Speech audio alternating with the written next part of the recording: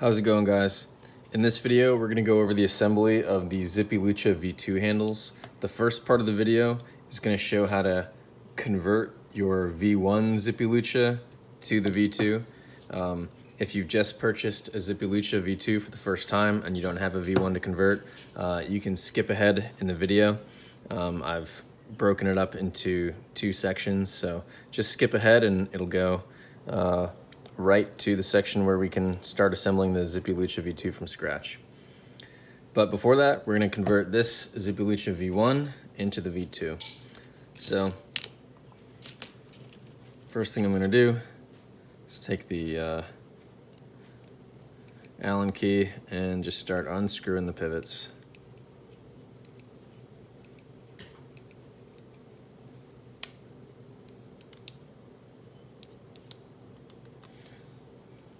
We're not going to use these M3 lock nuts anymore, so you can just set them to the side.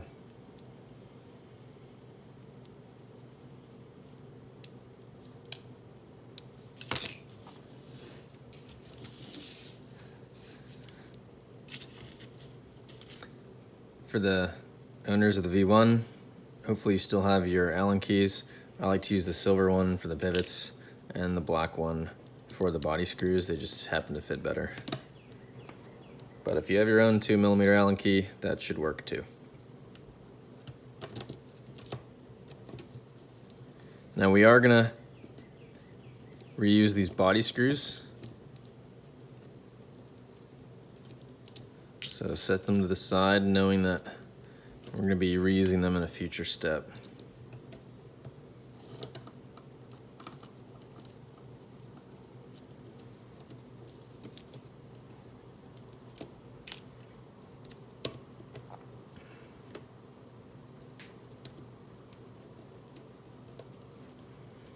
All right, my pivots are unscrewed, all my body screws are unscrewed, so I'm just gonna take off the top scales. You may or may not have your Zen pin attached.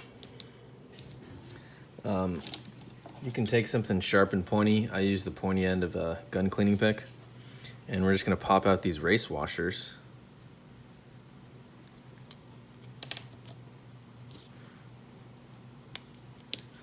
They're probably pretty dirty, so you can use a paper towel to just clean them off. Get all the black gunk out. If you wanted to do a really thorough clean, you could fill a Tupperware with some isopropyl alcohol and swish it around with all the bearings and race washers in there, and then dry them off with a paper towel. Typically, unless you're experiencing squeaking or a grindy bearing or something like that, cleaning them like this is sufficient.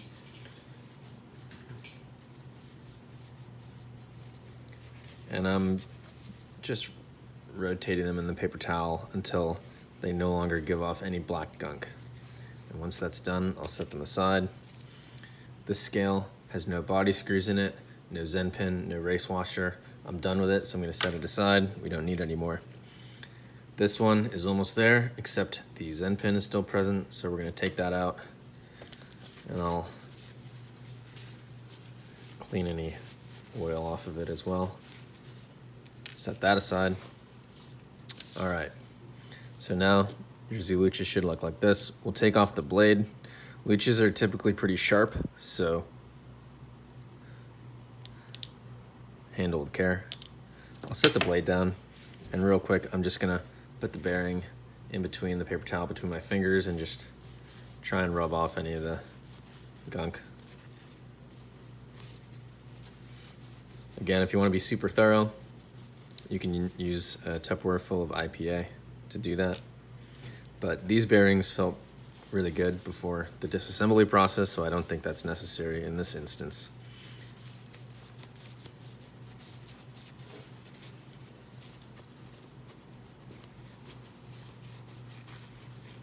That one's done.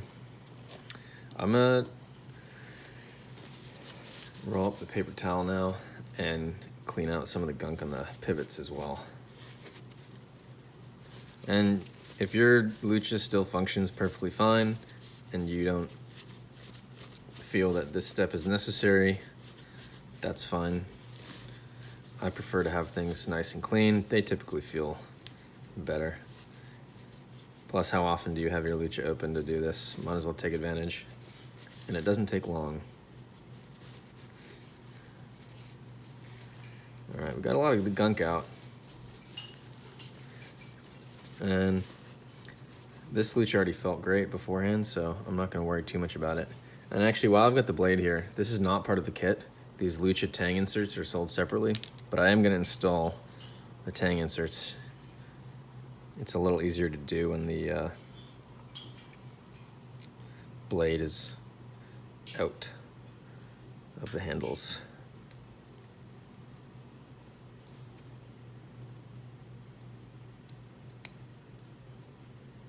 Huh.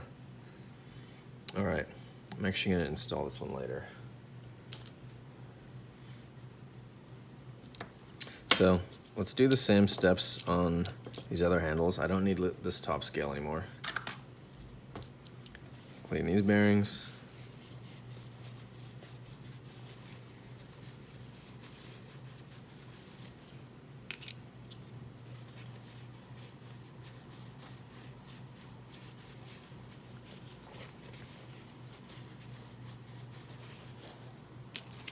Take out the Zen pin, give that a rub down as well.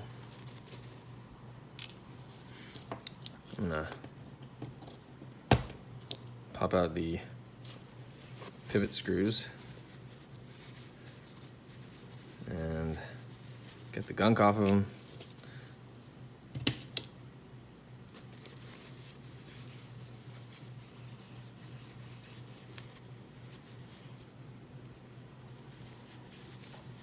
What I really want to do is make sure I get any gunk that's on the threads.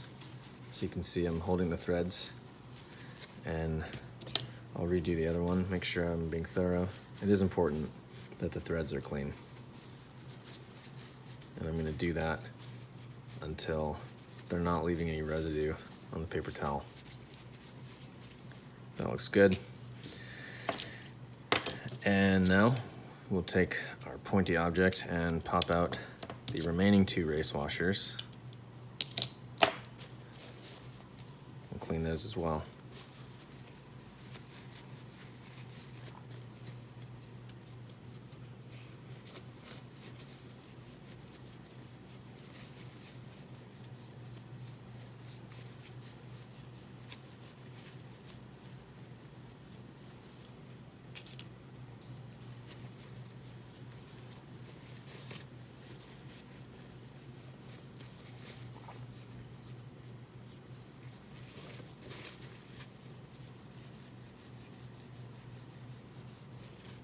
All right, those look good.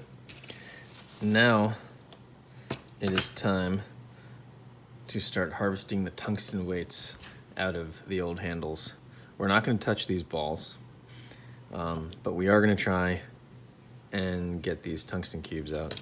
Easiest way to do this is just bang it against the table and they should come out.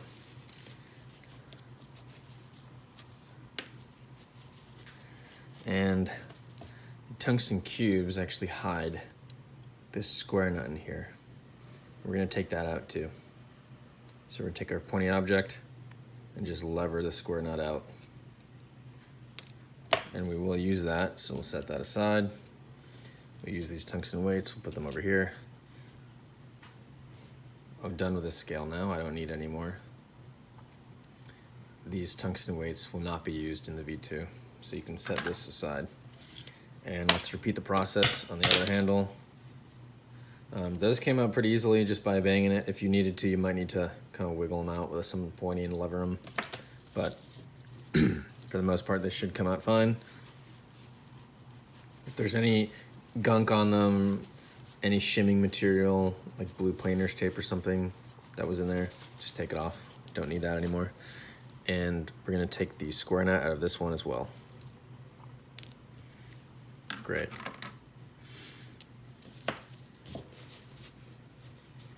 All right, so now we have our ZLucha V2 handles here. I'm gonna be referring to these thicker handles with this system down here is the bottom handles, and these ones is the top handles in my right hand. Bottom in my left hand, the thicker ones, and then the top ones, top handles will be the thinner ones. So first thing we're gonna do is take one square nut, and we're going to put it right there, and then you can use the hex key to just push it in. Make sure it's straight and not going in diagonal. And we'll just push it. And it should just snap right in. And we'll do the exact same thing with the other handle. Just straightening it out. And I'm gonna push it in. You should hear it just snap right in. And it shouldn't be poking out. All right, so if you've placed your order with different color spacers, pay attention. Each spacer is different, they're not symmetrical. There's gonna be one spacer that looks like this, and then the other spacer is going to have like this groove hollowed out on the side, and they're going to be labeled. So the safe handle spacer that has this groove is going to be labeled with an S. If you don't see the S, flip it over, it's only on one side. And we're going to put the safe handle spacer into this handle like so. It should just pop right in so that the S is facing up.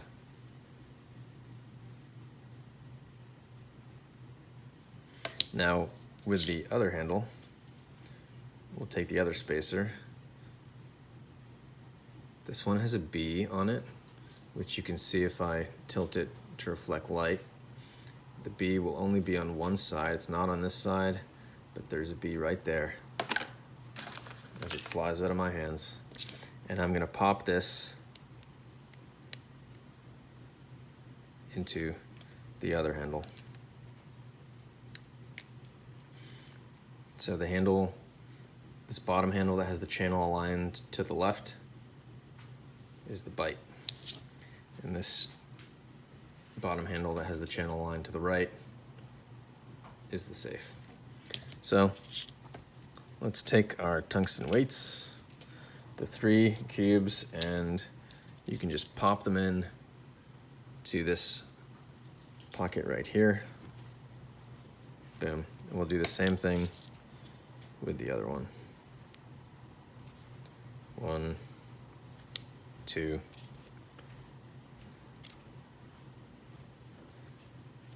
3.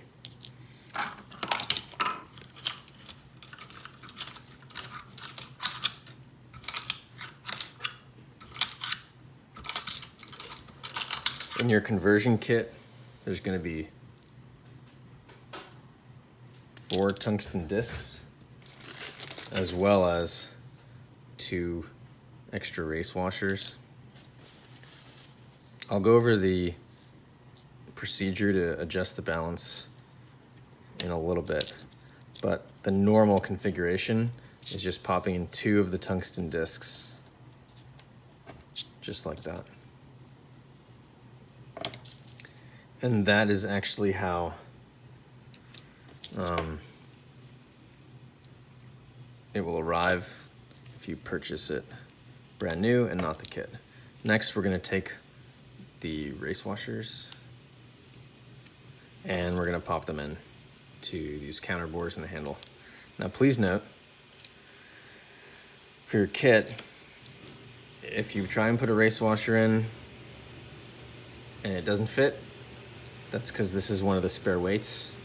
It goes down here, so don't try and force it.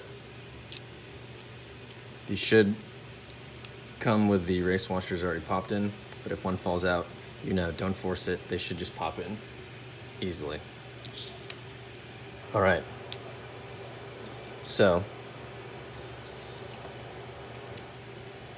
now we're gonna take the pivots and we're going to pop them in. make sure you pop them into the bottom handle that has the weights. The top handle has this oblong opening, which is a little hard to see now that I've popped in the race washer. I'm gonna pop it out just so I can show you. You can see it's not perfectly circular, and then the bottom handles are perfectly circular. So to avoid confusion, let's actually go ahead and pop in the polyurethane nut. For the handles that have these oblong openings, we're gonna pop in the polyurethane nut. You'll see it also is oblong shaped, so it needs to be oriented in a specific way. You'll need to line up the long edge of the nut with the long edge of this hole here, and we'll just pop it in. It should arrive to you shipped like this, but it's good to know in cases of assembly in the future.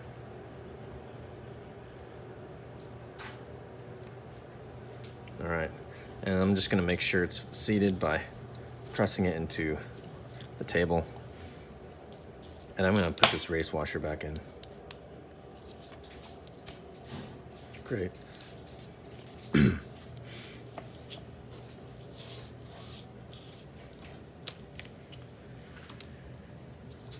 All right, you've just converted your V1 handles into the V2 ZippyLucha handles. So at this point in the video, we'll begin the assembly process.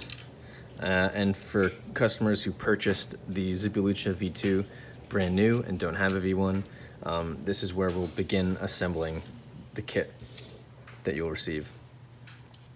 So keep in mind that the handle where the spacer has labeled a B is the bite handle, and the handle where the spacer is labeled S is the safe handle. And if these are faint and they're hard to see, just remember the safe handle has this grooved spacer, whereas the bite handle does not. The bite handle spacer is flat on the side, and the safe handle spacer is grooved. So it's very important that you have the blade oriented correctly.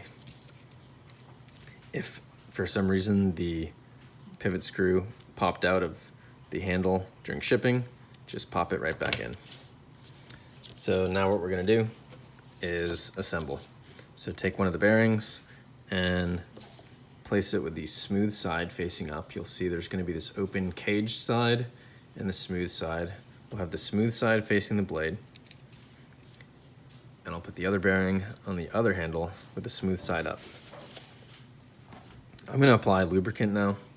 There's this myth that you shouldn't lubricate bearing balisongs, and it is just that, a myth. You should absolutely apply lubricant. I'm using 85 weight nano oil. It works quite well. And now it's time to install the Zen pins, actually. These Zen pins do not come with a kit. These are the stock Zen pins that come with the Kershaw Lucha. If you don't have them, you can submit a parts request form on the Kershaw Lucha warranty website. But hopefully you have these from your Kershaw Lucha, as you cannot assemble the ZippyLucha without them. And we're gonna put each Zen pin into this hole here. And it's gonna be a tight fit, but it should just snap right in. And if you need to, you can use the edge of a table to make sure it's seated properly. It should be flush. The shoulder pin should be flush with the handle. And I'm gonna insert the other Zen pin into the other handle here. And it should just pop right in. Now it's time to place the blade. Now remember, this is the bite handle. You can tell because it's flat and it has a B on it. This one is the safe handle because it has a groove and an S on it. So I'm orienting the safe side of the blade on the safe handle and the bite side of the blade on the bite handle. Then I'm going to take the other bearing and with the smooth side facing towards the blade, I'm going to put it on top of the blade. So in this instance, the cage side will be facing up because we want the smooth side toward the blade. And I'm going to apply some more lube on the cage of the bearing.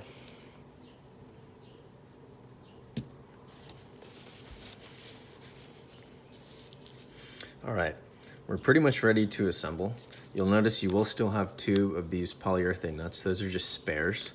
They tend to wear out after 5 or 6 assemblies and disassemblies.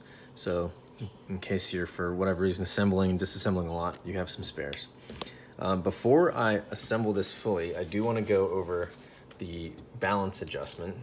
You'll see that you do still have 2 spare steel washers in the kit, and that is to swap out with one of the tungsten discs. So you can use pliers to pull out the discs, and I'm going to take out one of the discs and replace it with a steel washer.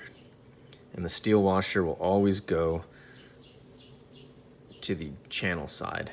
You'll see actually that this pocket here on the left side is slightly longer than on the right side. So we'll always have the washer closer to the channel, and you can just pop it in with your thumb. This is what it'll look like. So the washer is closer to the channel.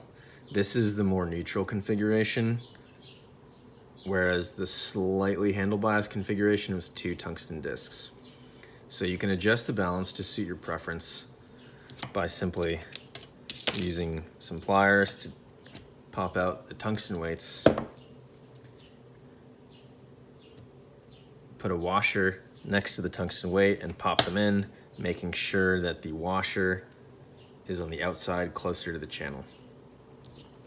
For this ZippyLucha, I'm going to keep it in the normal slightly handle bias configuration, as slightly handle biased is probably the more popular balance configuration than true neutral. So I'm just going to pop those out, put the tungsten weights back in, and put these race washers aside for a rainy day. And that's how you adjust the balance. Very simple. I do recommend that when you adjust the balance, you take the entire scale off and not just unscrew the body screws. You can do it that way, but I think it's just easier to take the whole scale off. All right, so now we're gonna put the scales on, lining up the chanwich with this. So that goes there, and this goes there. I've got these 4 body screws, and sometimes the silver hex key that you'll receive is a little too wide for the body screw. So use the black hex key, and we'll just start screwing them in. And I'm gonna screw them in until I start feeling like a resistance that the screw doesn't want to be screwed anymore. I'm not gonna full crank, that could damage the components. I'm just screwing it in until I feel some resistance and the screw head is flush with the handle surface. And I'm gonna repeat that process for the other handle. Right now, you're threading the screw in to the square nut, and I'm stopping when I start feeling resistance, testing the screw head is flush, so I'm gonna stop there. And now I've got 2 more body screws, and I'm gonna do the same procedure on these upper screw placements.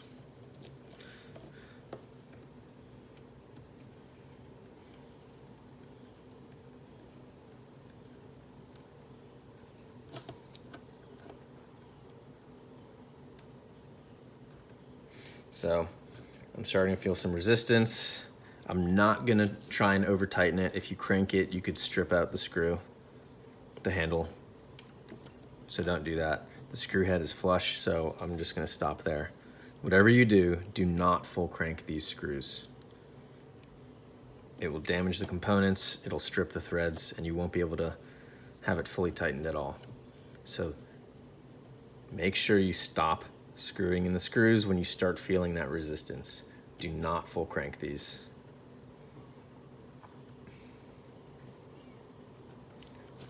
I'm starting to feel resistance. The screw doesn't want to keep going. It's flush with the surface. I'm gonna stop there. All right, now we're gonna attack the pivot screws. It should look like this. We'll do one at a time. So the first thing I'd like to do is I'm gonna put my finger behind this pivot here, and I'm just gonna push the handle scales together. I'm gonna make sure the Zen pins are lined up here, and it should just snap into place like that. You might need to wiggle the Zen pin around if it's not perfectly straight. And I've pushed out this pivot. And I'm gonna take the silver hex key. That one seems to be sized better for the pivots. And I'm gonna start just screwing it in. And as I screw in, I'm not just rotating it, I'm actually applying inward force this way.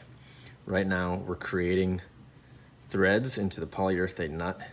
I'm pushing the screw in as I turn it.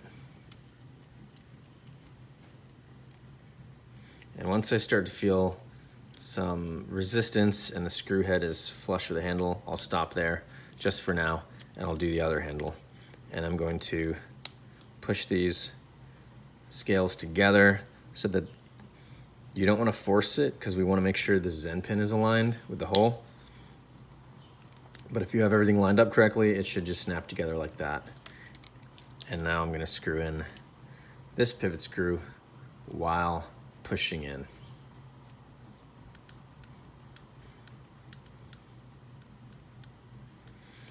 And these pivots are keyed, so they won't spin. The black nuts will not spin, so you don't actually need to hold them. All right, so now what I'm gonna do, I don't wanna just keep tightening and tightening. It won't do anything. You could full crank these pivots, they'll spin forever. This was a design choice to prevent people from over tightening. A lot of people are used to bushing ballys, and so they'll full crank the pivots. That's not how you treat a bearing balisong. It can damage the components. These components can't be damaged by a full crank, but it will cause you to wear the thread lock on the nuts more. So there's no point to doing it. So I've just done that, and now I'm gonna test to make sure we have the proper amount of play. So I'm gonna rotate the balisong so one handle's hanging down. I'm gonna carefully grip the blade. You may wanna tape it for this, don't accidentally cut yourself. And I'm just gonna wiggle the blade here, and there should be basically no blade wiggle aside from plastic flex. If you can like feel the blade wiggling around, it means your pivot's not tightened enough. And so you can just go ahead and give it another turn while pushing in very firmly. You're gonna apply inward force while rotating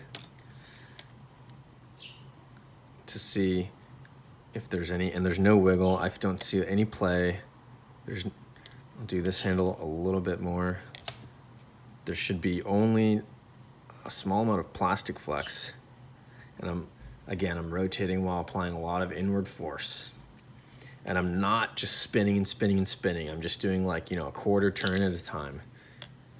The less you turn, the longer your thread locker will last.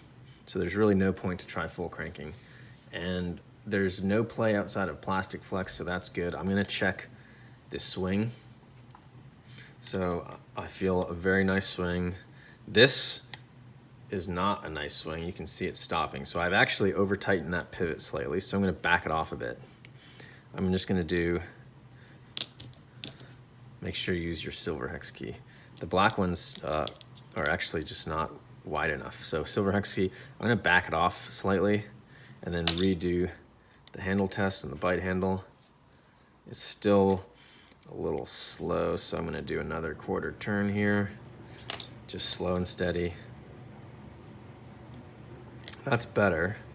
There's still no play. I think I can back it off a little more, so I'm gonna do that.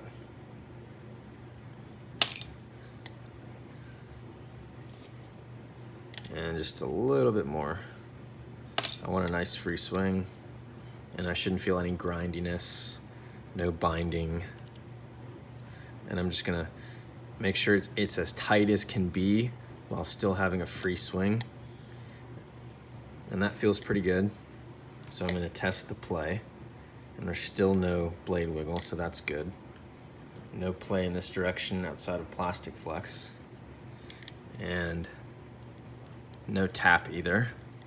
which is our target. We want no tap, no play outside of plastic flex. There will still be some play, like if you do this, because you're flexing the plastic, but there's no wiggle at the pivots, and that's what we really care about. So this has free swing, no tap, and no perceptible pivot play aside from plastic flex. And that's it. You've just assembled your ZippyLucha V2. If you, oh, now we can actually attach the bite marker.